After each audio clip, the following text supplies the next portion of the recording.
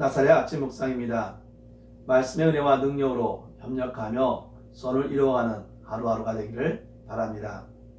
오늘 우리가 읽어야 할 하나님의 귀한 말씀은 사사기 9장 26절에서 45절 말씀입니다.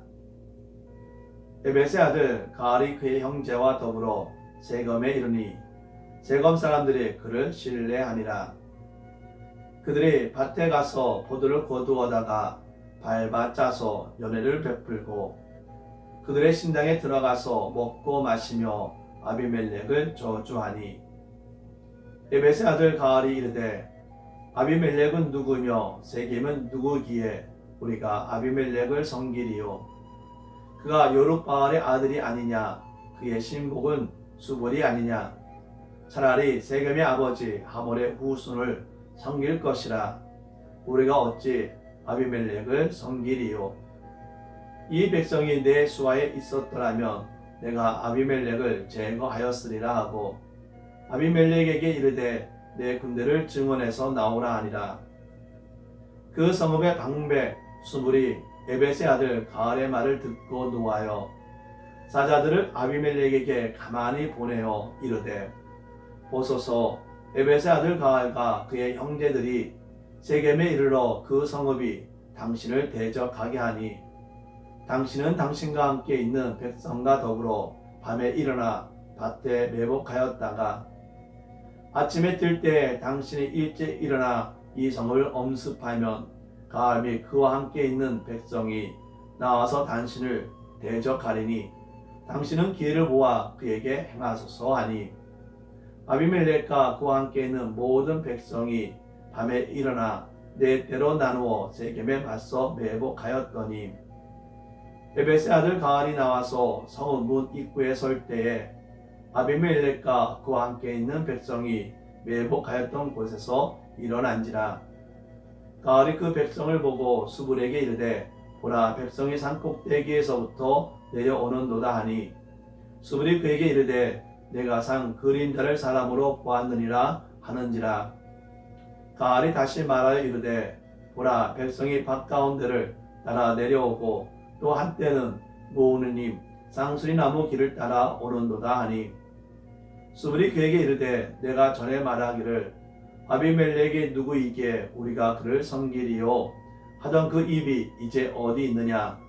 이들이 내가 업신여기던 그 백성이 아니냐 정하노니 이제 나가서 그들과 싸우라 하니 가알이 세겜 사람들보다 앞에 서서 나가 아비멜렉과 싸우다가 아비멜렉이 그를 추격하니 그 앞에서 도망하였고 부상하여 엎드려진 자가 많아 성문 입구까지 이르렀더라. 아비멜렉은 아르마에 거주하고 수불은 가알과 그의 형제들을 쫓아내어 세검에 거주하지 못하게 하더니 이튿날 백성이 밭으로 나오매 사람들이 그것을 아비멜렉에게 알리니라.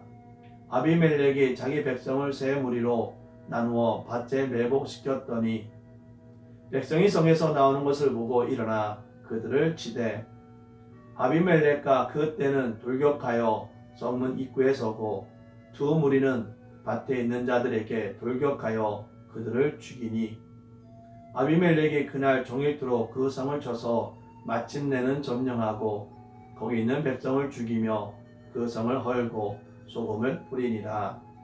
아멘. 영국의 총리를 드보일이나 역임하며 중요한 시기에 위기를 잘 극복하고 대외관계를 훌륭하게 이끌었던 헨리 존 템플은 영원한 우방도 없고 영원한 적이 없다.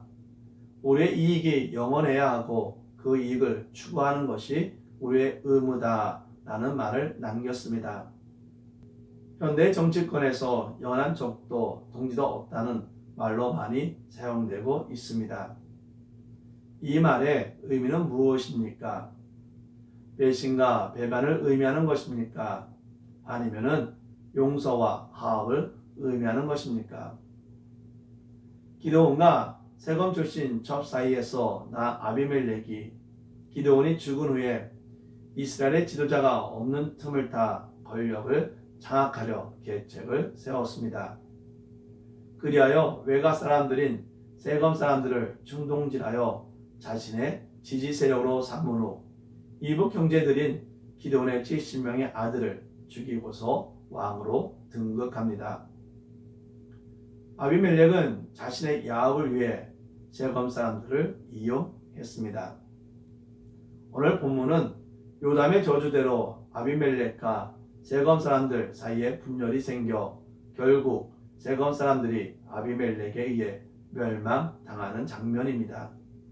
즉 아비멜렉이 왕이 된 지 3년 만에 세검 사람들은 아비멜렉을 배반하게 됩니다.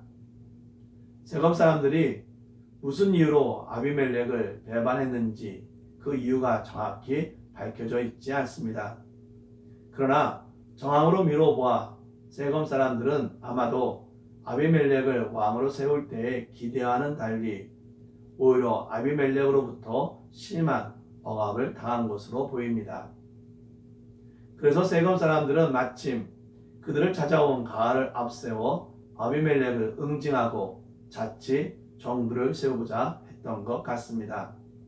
야벳의 아들 가알은 이런 세검 사람들의 심리를 잘 파고들어 그들의 신임을 얻고 자신의 지지 세력을 규합했습니다.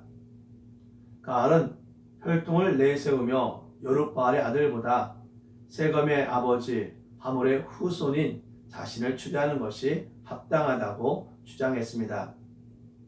아비멜렉이 그랬듯이 그 또한 가문을 내세워 사람들을 자기 편으로 만든 것입니다. 그러자 세검 사람들이 아비멜렉을 배신하고 가알 편에 섰습니다. 아비멜렉은 가알과 그를 따르는 세검 사람들과의 전투에서 큰 승리를 하고 성을 점령하고 잔인하게 백성을 죽였습니다. 세검 사람들은 자신들이 세운 왕 아비멜렉에 의해 처참한 제호를 맞았습니다.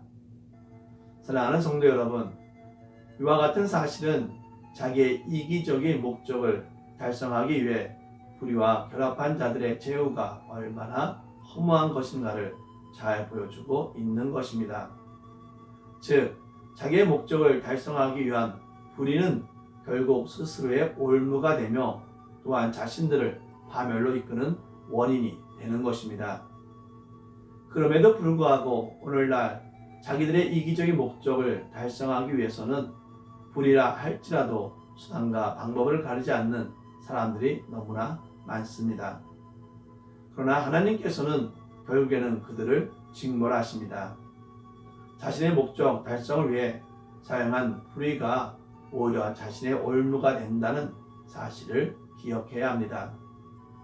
자신의 이익을 위해 불의의 모습을 가지고 살아가기보다는 하나님을 의지하고 말씀에 순종하며 성령의 도우심으로 협력하여 선을 이루어가는 신앙적 모습을 가지고 살아가기를 바랍니다.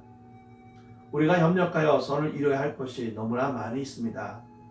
그런데 자신의 이익만을 위해 이러한 모습들은 지나치고 있지 않은지 생각해보며 영원한 동지와 적이 없는 이 세상에서 협력하여 선을 이루며 살아가기를 바랍니다.